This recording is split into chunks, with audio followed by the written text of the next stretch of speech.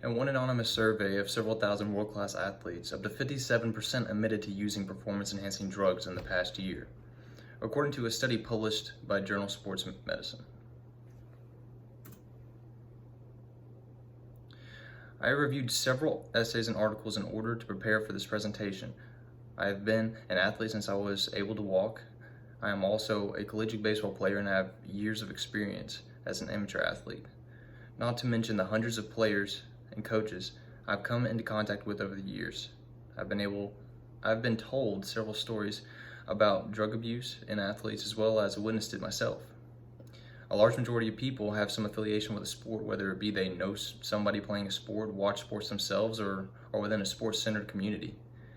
Athletics impact our lives daily. Furthermore, the involvement of performance-enhancing drugs in sports removes honor and respect from the sport itself. Having a lower tolerance for these drugs can bring back the trust, integrity, and competition that sports were originally meant to be played with. I believe performance-enhancing drugs are a problem in the world of athletics, and obtaining a stricter mindset about these drugs will benefit athletics as a whole. Drug abuse in sports first appeared in 1954 in the Olympics, with Russian weightlifters being given testosterone. Since then, performance-enhancing drugs have become very popular with athletics. The United States government has passed several acts classifying illegal drugs and controlled substances.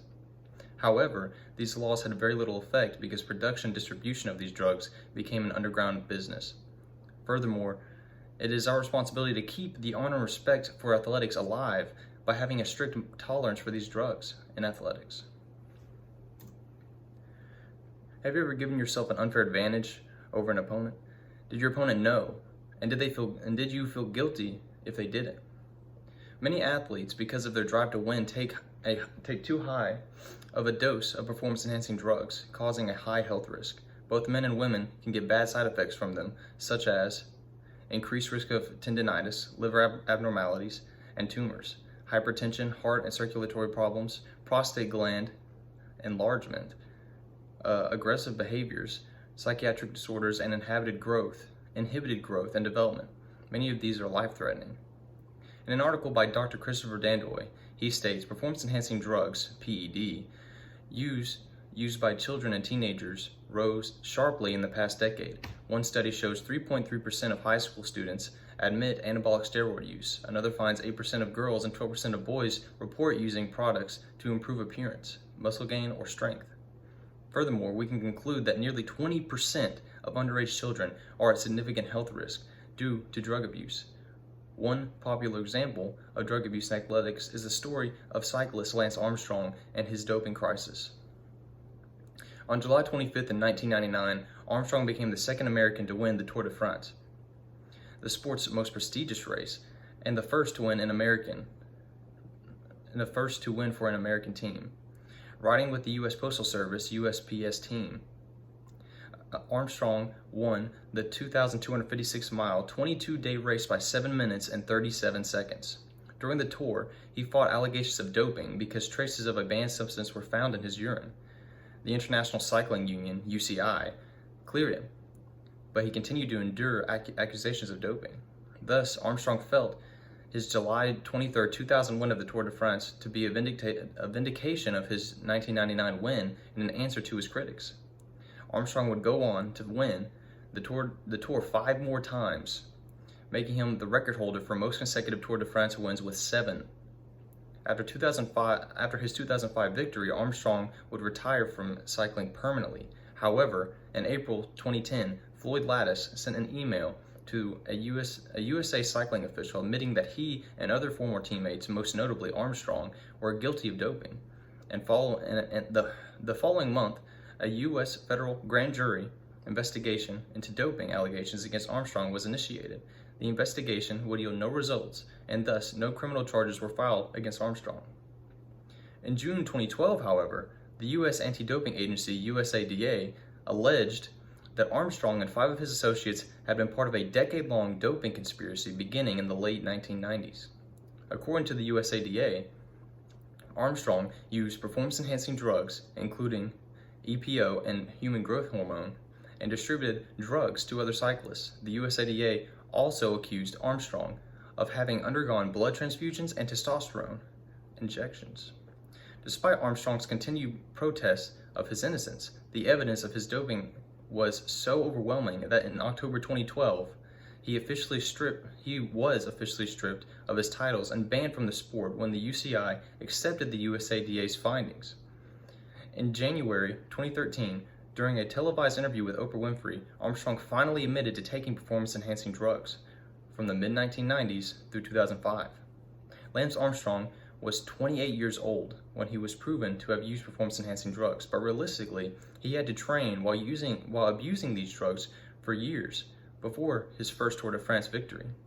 While abusing these drugs, Armstrong was able to win 7 consecutive tours and beat out all of his natural, hardworking opponents. Furthermore, he cheated his opponents of their hard work, like several amateur athletes and professional athletes do today in secret. These drugs give an unbelievably unfair advantage and should not be tolerated at any level of any sport. Although drug abuse in sports is not excluded to the United States, it is a global issue. According to an article about drug testing at the London Olympics by James Skinner, each year the WADA gets data on analytical results from its accredited anti-doping laboratories. In 2009, there were 35 WADA accredited laboratories conducting a combined total of 277,928 analyses. A total of 5,610 samples, or 2.02% of the complete sample, produced either adverse or atypical findings. Furthermore, the Olympics are known to be extremely rigorous with drug testing, yet more than 5,000 athletes attempted to cheat in their respective competitions. Dr. Gary Wadler, chairman and president of Nassau County Sports Commission, expresses his opinion on illegal drug use in sports by saying, "Is it safe? I don't know. Maybe it is. Is it pure? Who knows what's going on in the body? Is it doing anything? All we know is if you're a sheep, it can be very bad for you. Would you take something based on that?" The point being made here is that illegal drugs are dangerous. They aren't mandated by any government power, and no one truly knows what they're getting when they pay for these drugs. One dose could have no effect, while another could kill you.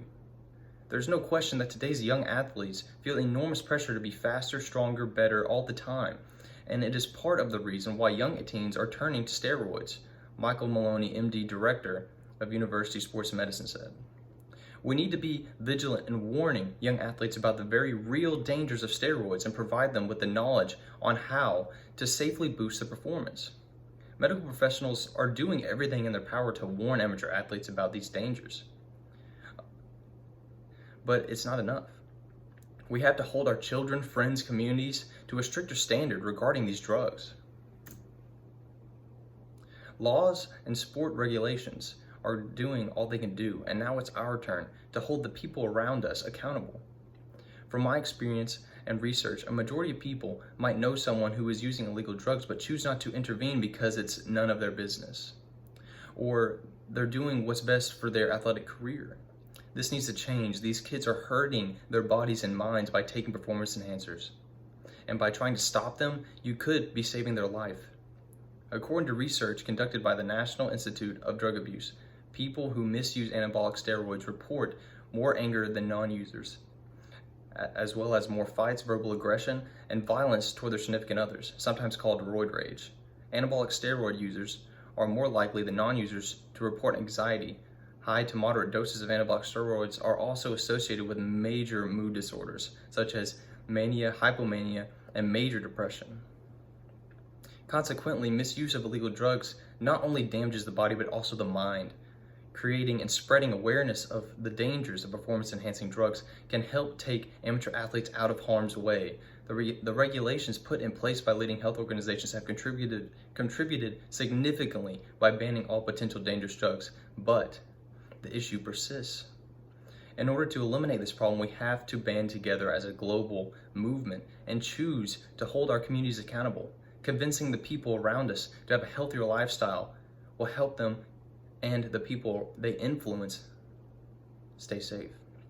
August 8th, 2007 was one of the most historic and controversial days in Major League Baseball history. That day, Barry Bonds, a highly alleged illegal drug user, hit his 756th career home run. He had passed Hank Aaron's all-time home run record, and he had become the new home run king. For some, that day brought joy to see change in baseball's history, but for others it brought anger and disappointment. One thing people could look forward to that day was that Alex Rodriguez one day would surely break Bond's all-time record. 4 or 5 years from that day, baseball would have a clean home run champion. Although not everything happens the way people think it will. In the same year that Bond testified in front of Congress that there was a league-wide anonymous steroid test. The results conducted in this test were supposed to remain anonymous. This was supposed to be a test to check how many baseball players were using and if Major League Baseball should implement a punishment for using performance enhancers. One name from anonymous tests was leaked though. Alex Rodriguez was one of the 104 other players that tested positive for steroids.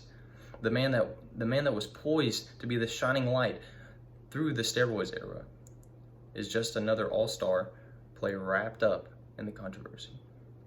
The public's opinion on steroid users have been extremely critical because the alleged either do not address their situation or they deny allegations altogether. On February 9, 2009, just 3 days after the report surfaced that he had tested positive for steroids, Alex Rodriguez held a tell-all interview in his Miami home. In the interview, he did admit to taking performance-enhancing drugs. I did take a banned substance, and for that, I am very sorry and deeply regretful. Perhaps because Alex admitted to his mistakes, the public will forgive him, or maybe his legacy will forever be tarnished and he will be seen as just another cheater. He still has time to show the public that he does not need to use steroids to succeed, unlike Bonds. One thing is certain though, in the era of confusion, liars, and cheaters for baseball, steroids left a black eye on America's great pastime and destroyed the reputation of a once glorified ball player. Would you be willing to risk your body, mind, and reputation for a few moments of satisfaction? I believe this use of illegal drugs in sports is a prominent issue, and in order to stop it, we need to lower our tolerance of drug use by those in our communities. Performance-enhancing drugs destroy the body, break down the mind, and tarnish the reputation of their users. Extended use of illegal drugs like steroids can shorten one's life and create several terminal illnesses. Furthermore, the users of these drugs can develop several mental health problems, such as excessive aggression and major depression. Lastly, any form of illegal drug use is cheating and therefore can tarnish the reputation of its users. In order to save our amateur athletes from these hardships, we need to come together and spread the word about the dangers of performance-enhancing drug use. Laws and regulations have done all they can do to ban these drugs, but now it's our turn. We need to inform athletes of the risks and explain how cheating removes the trust, honor, and respect from their sport. We cannot tolerate the use of illegal drugs in any form by our athletes because it's the only way to keep them safe. Thank you.